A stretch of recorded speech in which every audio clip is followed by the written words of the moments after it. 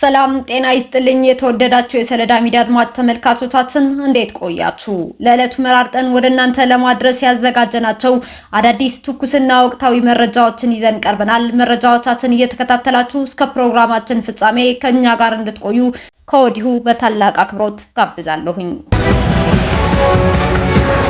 በአየር ኃይል መብቃት ማሳደግ የሚያስፈልግበት ዋናው ምክንያት በስጋና በአጥንት ድል ማስመዝገብ ያደረ የቀረ ስርዓት ስለሆነ በቶክስ አቅም፣ በፕሪሲሽን፣ በቴክኖሎጂ ብዙ ምሽጎች ማፍረስና ውጊያን ማሳጠር ታሳቢ ያደረገ አቅጣጫ እንከተላለን። እያንዳንዱ ኢትዮጵያዊ ውድ ስለሆነ ቴክኖሎጂን በመጠቀም የሰው ሕይወት በመቀነስ የምንፈልገውን ድል ለመጎናጸፍ እንዲያበቃን በሚቀጥሉት 5 ዓመታት ቢያንስ አሁን ያለው አቅማችን በእጥፍ የሚያድግ ይሆናል።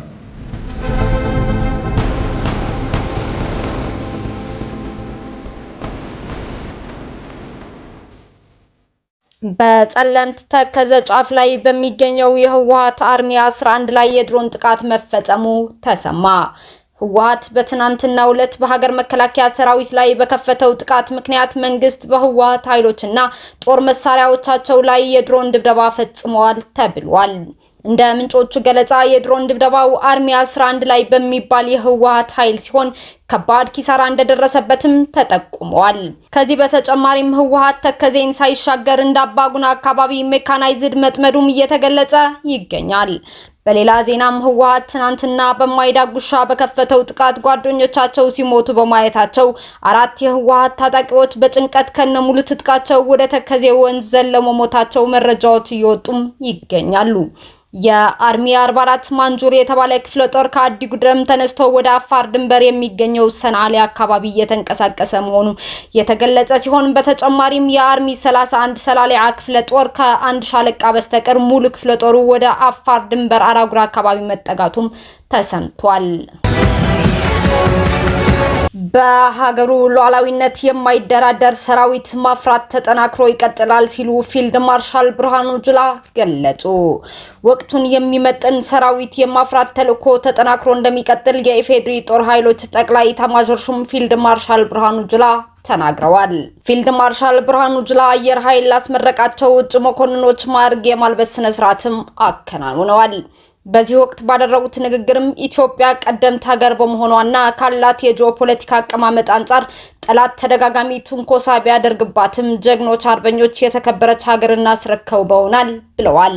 በዘመናዊ ሰራዊት ግንባታ ደግሞ በሀገር ውስጥና በቀጠናው ሰላም በማስከበርና ሽብርተኝነትን በመከላከል ረገድ ታሪክ የሰራ ሰራዊት ማፍራት መቻሉንም ገልጸዋል። በዓለም አቀፍ ምዘና መሰረትም የኢፌዴሪ መከላከያ ሰራዊት ደረጃ ማሻሻሉን የገለጹት ፊልድ ማርሻሉ የሀገራችን አቅም እንዲዳከም ጠላት ብዙ ቢሰራም ሰራዊታችን መክቶታል ነው ያሉት። በዚህም መንግስትና ህዝብ ልማቱ ላይ ብቻ እንዲያተኩርም አግዟል። በሀገሩ ሉዓላዊነት የማይደራደር ሰራዊት ማፍራት ተጠናክሮ እንደሚቀጥል ያነሱት ፊልድ ማርሻል ብርሃኑ ጁላ አየር ኃይላችን የአየር ክልሉን ሳያስደፍር የቆየ ቢሆንም ባለፉት 30 ዓመታት ችግሮች የገጠሙ ቢሆንም በተደረገው ሪፎርም ሰፊ ለውጥ ማምጣት ተችሏልም ብለዋል። ተቋሙ ይህንን ስኬቱን በ90ኛ ዓመት ክብረ በዓሉ ላይ ባሳየው ትርኢት መግለጥ መቻሉንም አንስተዋል። ኢትዮጵያ በዘመናት መካከል በጀግኖች ልጆች መስዋዕትነት የጸናች ከሀገር ውስጥ አልፋ ለጎረቤት ሀገራት የሰላም ዋስትና መሆን የቻለች እንደሆነች ነው የገለጹት ፊልድ ማርሻል ብርሃኑ ጁላ።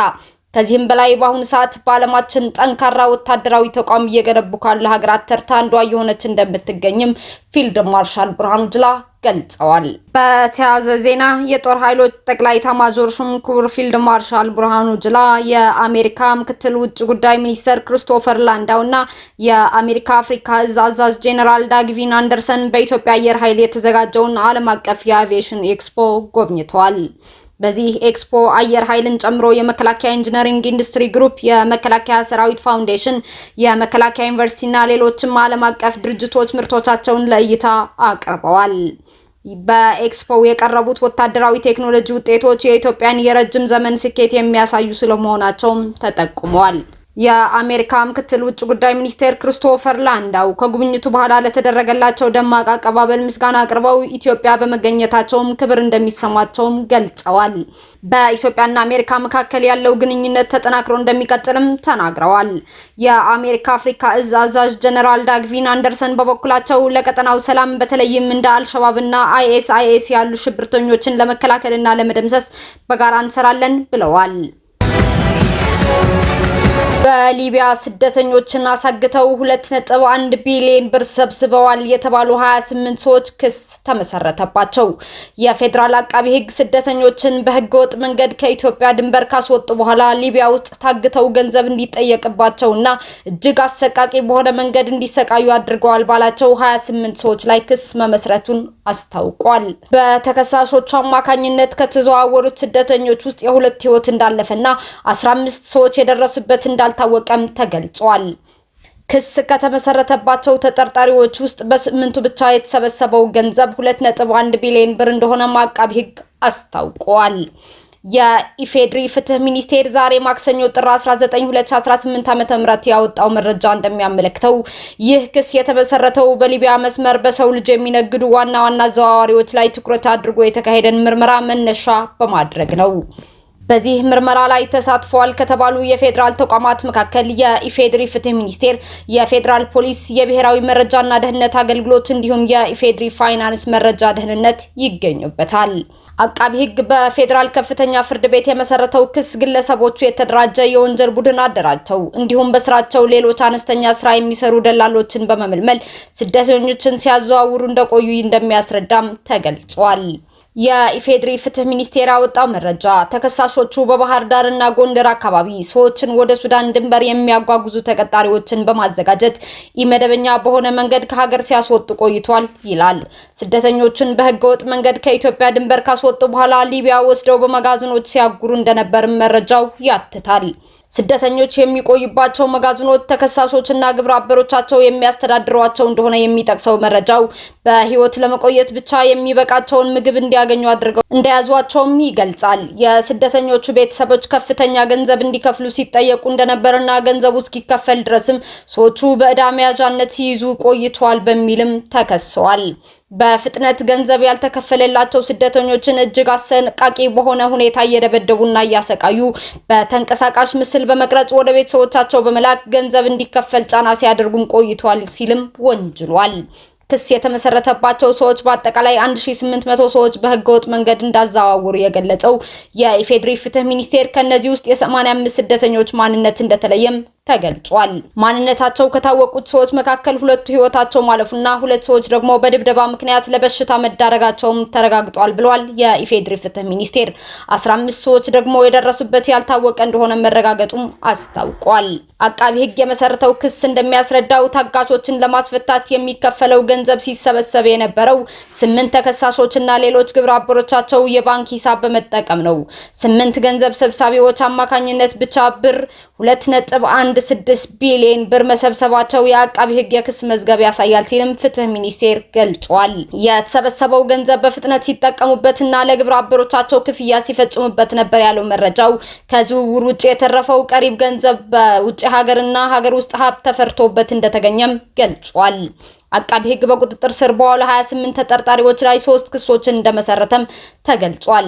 የመጀመሪያው ክስ የከባድ በሰው ልጅ መነገድ ወንጀል ሲሆን በወንጀል ድርጊት የተገኘን ገንዘብ ወይም ንብረት ህጋዊ አስመስሎ ማቅረብ ድርጊትም ከክሶች መካከል ነው።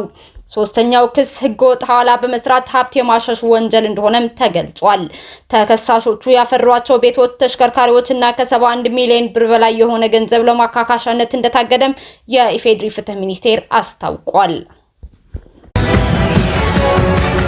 ሊቢያ ከአሜሪካና ከፈረንሳይ ኢነርጂ ኩባንያዎች ጋር የ20 ቢሊዮን ዶላር የነዳጅ ኢንቨስትመንት ስምምነት ተፈራረመች። ሊቢያ ከአሜሪካና ከፈረንሳይ ኢነርጂ ኩባንያዎች ጋር የ20 ቢሊዮን ዶላር የ25 ዓመት ታሪካዊ የነዳጅ ኢንቨስትመንት ስምምነት መፈራረሟን ቢዝነስ ኢንሳይደር አፍሪካ ዘግቧል። ቶታል ኢነርጂስ እና ኮንኮ ፊሊፕስ የተሳተፉበት ስምምነቱ የሊቢያን የነዳጅ መሰረተ ልማት በማዘመን በቀን 850 ሺህ በርሚል ምርትን እንደሚያሳድግም ይጠበቃል። ይህም ሊቢያ የአፍሪካ ቀዳሚ የነዳጅ ዘይት አምራች የሆነችው ናይጄሪያን እንድትገዳደር ሊያደርጋት ይችላል ተብሏል። ምንም እንኳን ተግዳሮቶች ቢኖሩትም የሊቢያ ጠቅላይ ሚኒስተር ስምምነቱ ከፍተኛ የገቢ አቅም በመፍጠርና ከዓለም አቀፍ የኤነርጂ አጋሮች ጋር ያለውን ግንኙነት በማጠናከር ረገድ ያለውን ፋይዳ አጉልተውም ተናግረዋል። ፈረንሳይ ታዳጊዎች ማህበራዊ ሚዲያ እንዳይጠቀሙ የሚያግድ ህግ አጸደቀች። አውስትራሊያ በፈረንጆቹ ታህሳስ 2025 ዓ.ም ከ16 ዓመት በታች ያሉ ታዳጊዎች ማህበራዊ ሚዲያን እንዳይጠቀሙ የሚከለክል ህግ ተግባራዊ ያደረገች ሲሆን አሁን ደግሞ ፈረንሳይ ተመሳሳይ ህግ ተግባራዊ ልታደርግ መሆኑ ተዘግቧል። የፈረንሳይ የህዝብ ተወካዮች ምክር ቤት በፕሬዝዳንት ኢማኑኤል ማክሮን የሚደገፈውንና ከ15 ዓመት በታች ለሆኑ ታዳጊዎች ማህበራዊ ሚዲያን የሚከለክለው ህግ አጽድቋል። የብሔራዊ ምክር ቤቱ ህግን ከሰኞ እስከ ማክሰኞ ባደረገው የምሽት ስብሰባ ያጸደቀ ሲሆን አሁን ግን ህግ ሆኖ ከመውጣቱ በፊት ወደ ሴኔት ይላካልም ተብሏል። ማክሮን ህጉን የፈረንሳይ ልጆችና ታዳጊዎች ለመጠበቅ ትልቅ እርምጃ ነው ሲሉም አወድሰውታል። ዴንማርክና ኖርዌይም ተመሳሳይ ህግ ለማውጣት እያጤኑ መሆኑም ተዘግቧል። እስካሁን አብራችሁን ከኛ ጋር ስለነበራችሁ እያመሰገንኩኝ በሌሎች መረጃዎች እስክንመለስ እንደተለመደው የሶሎዳ ሚዲያ ቤተሰብ በመሆን ላይክ፣ ሼር፣ ሰብስክራይብ ማድረጋችሁን አትርሱ። አዳዲስ ትኩስና ወቅታዊ መረጃዎቻችን በቶሎ እንዲደርሷችሁ የደወል ምልክቷን ይጫኑ። ስኬት፣ ድልና ሰላም ለኢትዮጵያውያን። ሶሎዳ ሚዲያ